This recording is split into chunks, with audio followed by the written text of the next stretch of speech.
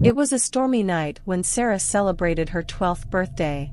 The wind howled outside, and the rain pounded against the windows. Inside, the warm glow of candlelight offered a stark contrast to the menacing weather. Sarah's mother had spent all day baking a beautiful, three-tiered birthday cake adorned with colorful frosting and sparkly decorations. It was a masterpiece, and Sarah couldn't wait to share it with her friends. As the clock struck 7 p.m., the guests arrived, bringing laughter and cheer to the otherwise gloomy night. The party was in full swing as they sang happy birthday and prepared to cut the cake. Sarah made the first slice, and as she did, a shiver ran down her spine. Inside the cake, buried within its sweet layers, was a folded piece of parchment. Curiosity turned to unease as she extracted the mysterious message. It read, "I've been waiting for this day." Sarah's friends leaned in to read it, their smiles fading into puzzled expressions. None of them knew where the message had come from, and a strange tension filled the room. They tried to dismiss it as a prank or a coincidence, but as the evening wore on, the atmosphere grew increasingly eerie. Lights flickered, and the temperature seemed to drop inexplicably.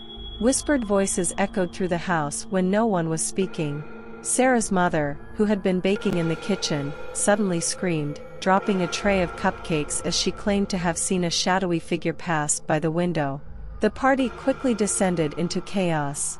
Guests heard inexplicable footsteps, and objects moved on their own. Sarah's father insisted they all leave the house, but as they reached the front door, it slammed shut with tremendous force. They were trapped. In the midst of their panic, Sarah remembered the note from the cake. She grabbed it, hoping it held some clue to the bizarre events unfolding around them. But as she read it aloud, the atmosphere in the room grew even more oppressive. Suddenly, the ghostly figure of a child appeared before them, its eyes filled with sorrow. "I've been waiting for this day," it repeated, its voice chilling everyone to the bone. Sarah realized that the spirit was trapped in the cake, and its restless soul sought revenge for some long-forgotten injustice. Desperate to appease the vengeful spirit, they had to piece together the truth of what had happened to the child and make amends for the past. Their night became a harrowing journey into the house's dark history, where they uncovered a tragic tale of betrayal and injustice. Only by righting the wrongs of the past could they free the spirit and escape the nightmarish horrors of the haunted birthday cake.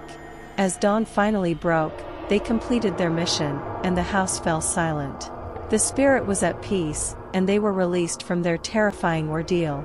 Sarah's 12th birthday would forever be remembered as a night when a seemingly innocent cake held the key to a vengeful spirit's release, and the line between celebration and horror had been chillingly blurred. With the spirit finally at peace, the oppressive atmosphere in the house dissipated.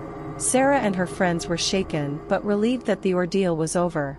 As daylight streamed through the windows, they couldn't help but wonder how the vengeful spirit had become trapped within the birthday cake. In the days that followed, they delved deeper into the history of the house. Researching old records and talking to neighbors, they uncovered a tragic tale that sent shivers down their spines. Many years ago, in the very same house, a family had lived. They had a young daughter named Lily, who had disappeared without a trace on her 12th birthday. The disappearance had never been solved, and the family had moved away, leaving behind the house and its secrets. It seemed that Lily's spirit had lingered, trapped in a realm between the living and the dead. The birthday cake had somehow become a vessel for her restless soul, and she had waited for someone to uncover her message and set her free. Sarah and her friends felt a deep sense of responsibility. They decided to hold a memorial service for Lily, honoring her memory and giving her the farewell she had never received. As they lit candles and said their goodbyes, they felt a strange sense of peace wash over them.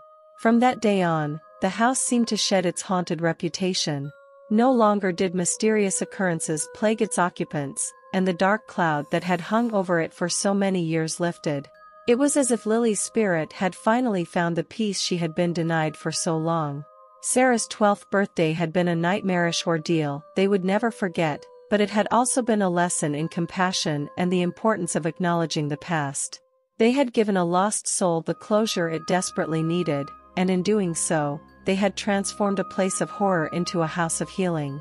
As Sarah blew out the candles on her cake the following year, It was a sunny Saturday afternoon when Timmy's 7th birthday party took place in his family's backyard. Colorful balloons swayed in the breeze, and a long, festively decorated table displayed an array of snacks and a towering birthday cake. The children's laughter filled the air as they played games and waited for the arrival of the special guest, a mysterious clown entertainer.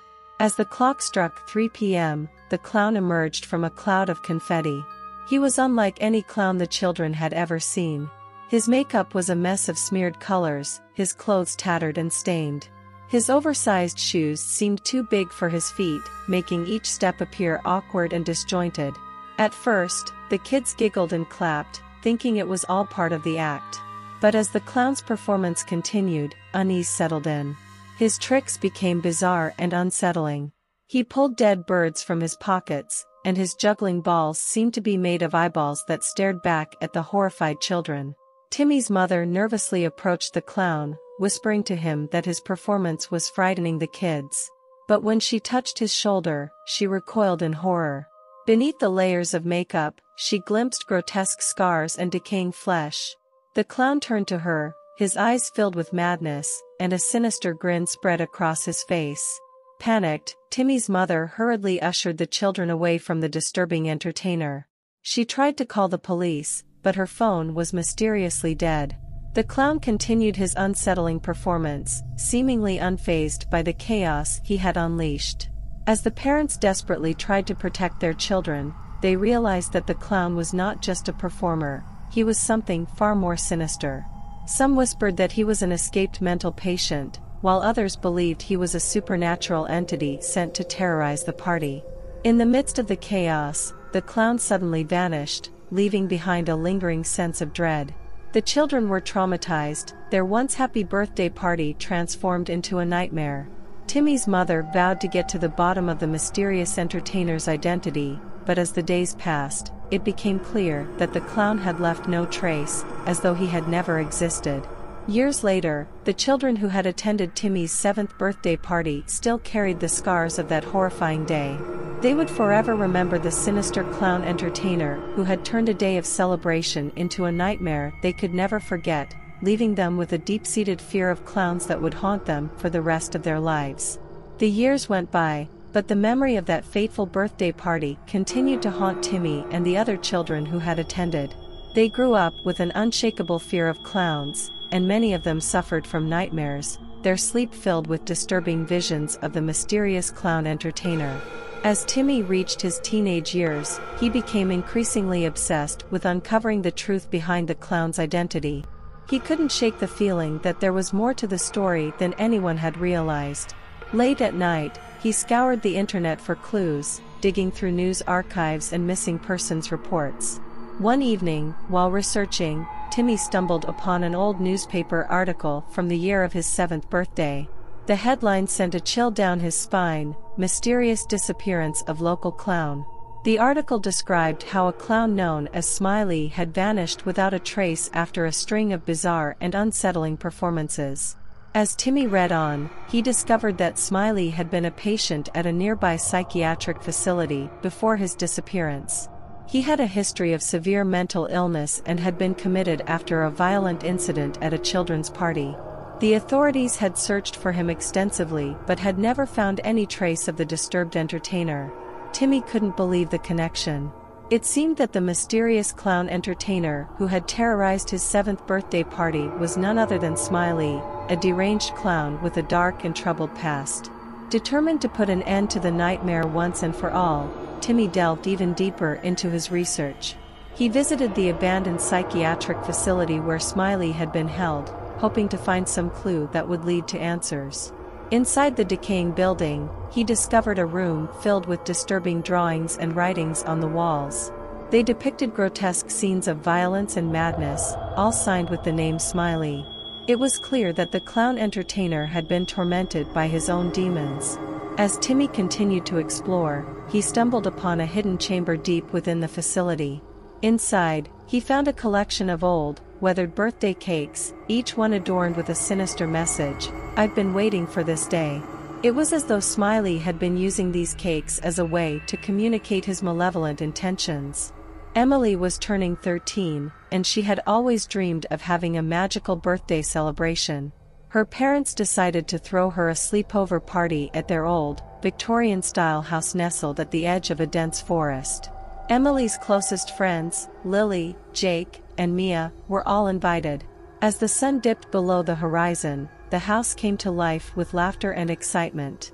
Emily's friends arrived with bags full of sleeping bags and snacks. The evening was filled with games, movies, and endless chatter. Everything was perfect until the clock struck midnight. The room suddenly grew ice cold, and an eerie silence settled over the house. The flickering candlelight cast long, menacing shadows across the walls. Emily's friends stopped mid-sentence, their faces frozen in terror. Lily, who had been sitting closest to the window, was the first to go. She let out a blood-curdling scream as something unseen yanked her through the closed window.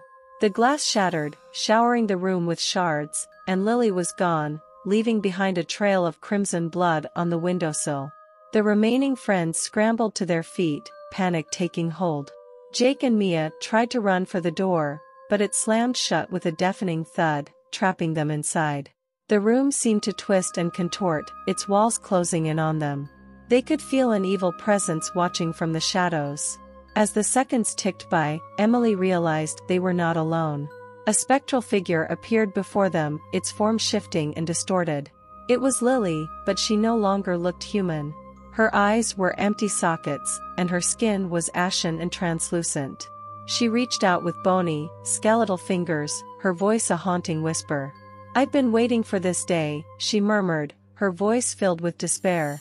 Jake and Mia screamed in terror as they watched Lily's ghostly figure envelop their friend, Emily. In an instant, all three friends were gone, leaving the room empty and shrouded in darkness. The next morning, Emily's parents returned to the house, worried about the eerie silence that had descended the night before. What they found was a scene of horror. The room was in shambles, the window shattered, and their daughter and her friends were nowhere to be found. Despite an exhaustive search, no trace of the missing children was ever discovered. The old Victorian house became known as cursed, and locals warned their children to stay far away. Emily, Lily, Jake, and Mia had vanished without a trace, leaving behind a mystery that would haunt the town for generations.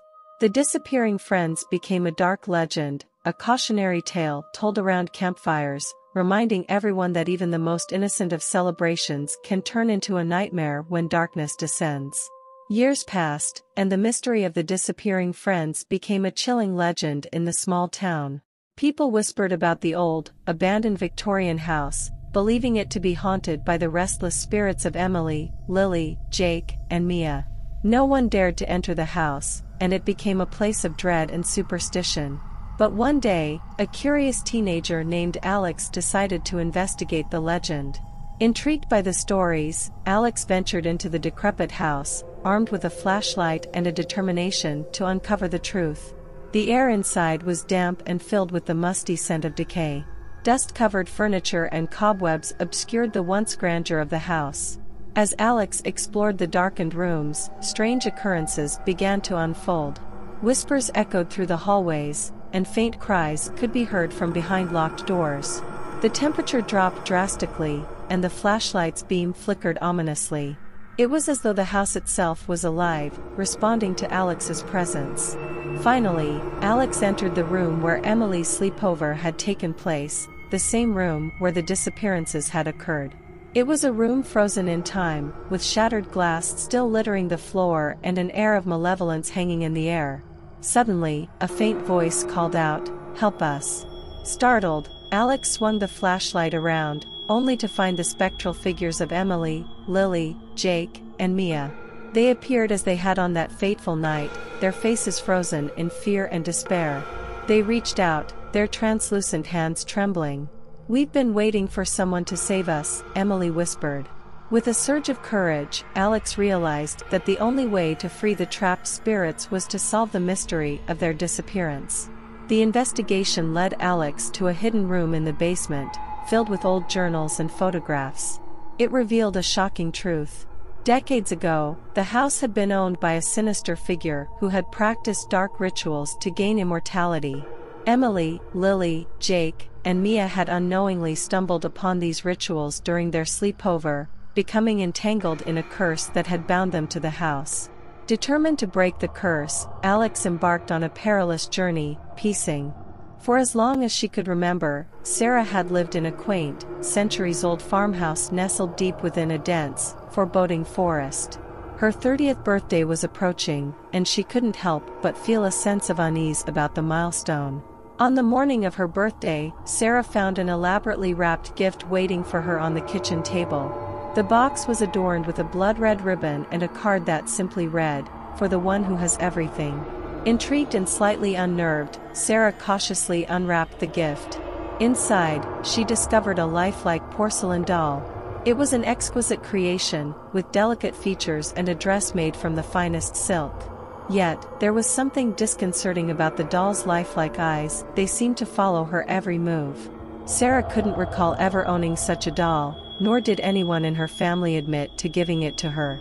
She decided to put it away in the attic, dismissing it as a bizarre and unwanted gift. But as the days passed, strange occurrences began to plague her life. At night, Sarah would hear soft, haunting lullabies emanating from the attic. The eerie melodies seemed to be sung by the doll, its voice both beautiful and unsettling. The sounds were accompanied by the sensation of tiny footsteps echoing through the house. Sarah's sleep became fitful, plagued by nightmares of the doll coming to life and seeking vengeance. She would wake up in a cold sweat, convinced that she had seen the doll move or heard its eerie laughter. Desperate to be rid of the unsettling doll, Sarah tried to dispose of it. She placed it in a box and drove to the nearest river to throw it in. But when she returned home, the doll was sitting on the kitchen table once again, as if it had never left. Terrified and convinced that the doll was cursed, Sarah decided to seek help. She contacted a local historian who delved into the history of her farmhouse. It turned out that the house had once belonged to a reclusive toymaker who was rumored to have possessed supernatural abilities. Legend had it that the toymaker had crafted a series of lifelike dolls imbued with the souls of those he had wronged, and these dolls were said to be cursed to haunt their new owners until they found peace. Determined to break the curse, Sarah embarked on a journey to discover the truth about the toymaker's dark past. She traveled deep into the forest to a hidden, overgrown cemetery where the toymaker had been laid to rest. There, she encountered a weathered gravestone with an eerie inscription, "Toymaker, creator of unforgettable gifts." Sarah knew what she had to do. With trembling hands, she buried the doll in the same grave as the toymaker, hoping to finally put an end to the curse that had tormented her. As she left the forest, a sense of relief washed over her. She could no longer hear the haunting lullabies or feel the doll's watchful eyes. The curse had been broken, and she was free from the unforgettable gift that had haunted her life.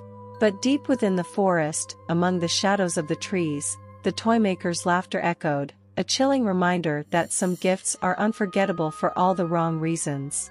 Weeks passed, and Sarah believed she had finally freed herself from the malevolent doll's curse.